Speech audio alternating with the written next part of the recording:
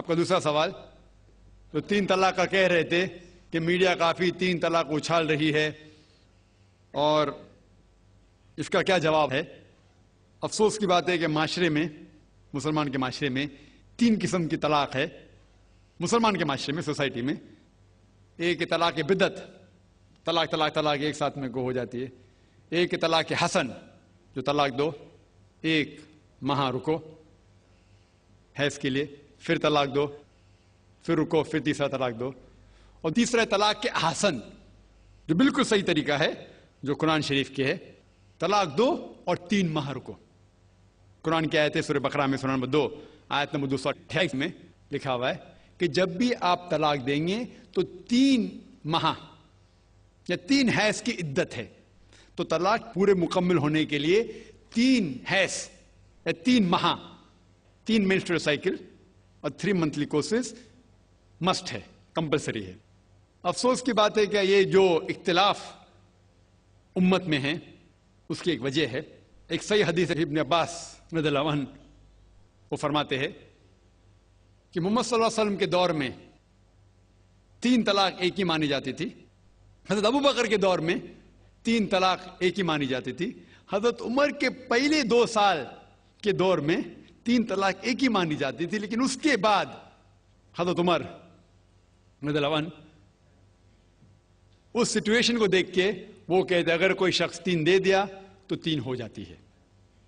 اس حدیث کی وجہ سے جو اختلاف امت میں ہے، اور کئی علماء میں اختلاف ہے، لیکن علماء میں اختلاف ہے، رہیں گا ایک منچ پہ آئیں گے کہ اللہ عالم، لیکن اگر آپ قرآن کی روشنی میں پڑھتے ہیں، قرآن میں طلاق کا ذکر کیا گیا ہے سورہ بقرہ میں، سورہ نمبر 2 آیت نمبر 228 سے لے کے 240 تک، اور سورہ طلاق میں سورہ نمبر 65 آیت نمبر 1 سے 7۔ جو قرآن مجید میں طلاق کا ذکر ہے اس کے اندر یہ ہے کہ کبھی کوئی ڈفرنس آف اوپینین، کوئی جھگڑا ہو جاتا ہے شوہر اور بیوی میں، تو پہلا شوہر بیوی بیٹھ کے بات کرے۔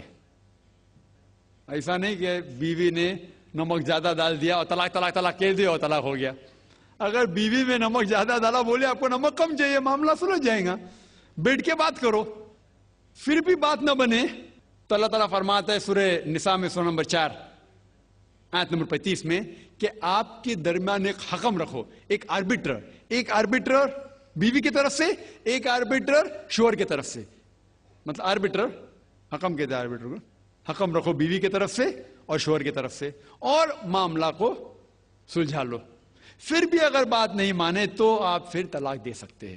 تو طلاق دیتے ہیں تو کئی اس کے کرائٹیریاز ہے کہ حیض کے وقت طلاق مت دو، جب آپ غصے میں طلاق مت دو، شراب کی حالت میں طلاق مت دو۔ اس کے بعد جب طلاق دیا جاتا ہے تو 3 ماہ رکنا چاہیے۔ طلاق کے احسن ہیں، جو بالکل صحیح طریقہ ہے۔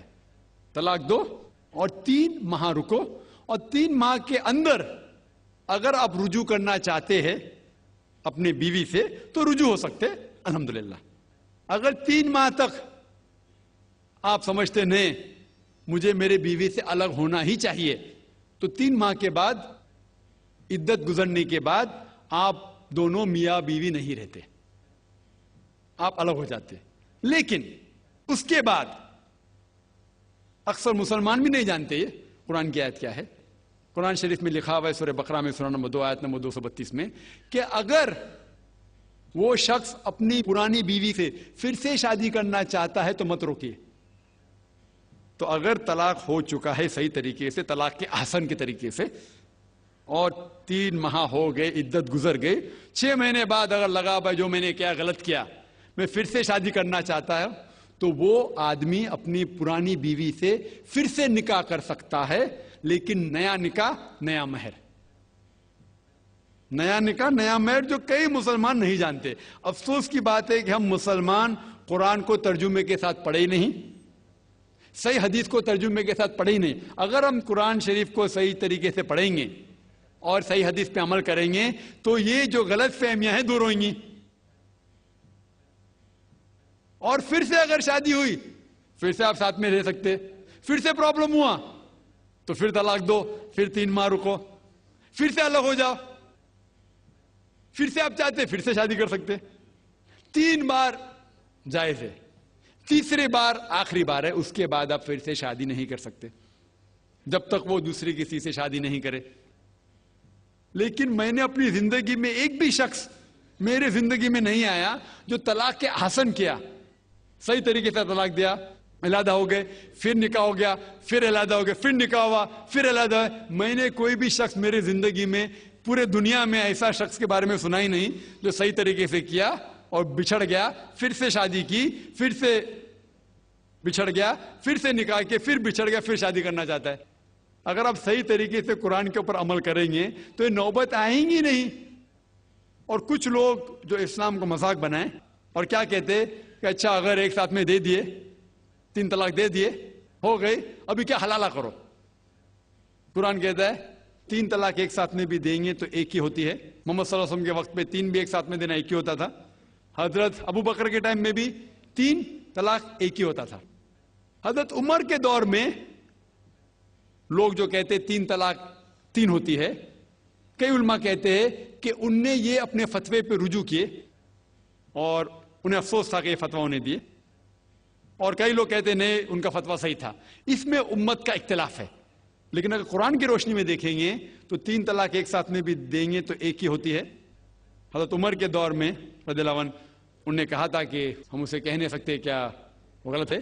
लेकिन उलमा ये कहते हैं, मिसाल तो इब्ने तैमिया, शेख इब्ने तैमिया, वो कहते हैं कि ये हजरत उमर में अल्लाह भी प्लीज रज़ियल्लाहु अन्हु, वो मोहम्मद सल्लल्लाहु अलैहि वसल्लम ने जो कहा उसके ऊपर नहीं है। इसीलिए हमें बात मानना चाहिए कुरान और अल्लाह के रसूल की।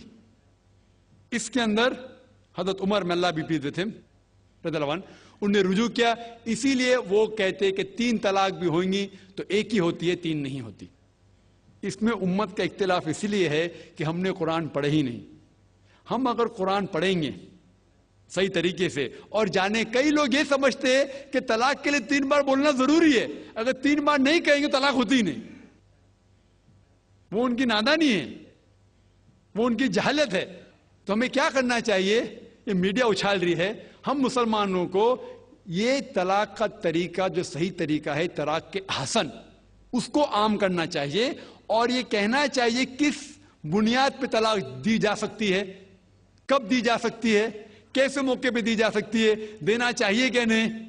तो ये सब अगर हम मुसलमान आम करेंगे तो इंशाअल्लाह ये इख्तिलाफ जो उम्मत में है वो नहीं रहेगा। और मीडिया उसे उछाल रही है।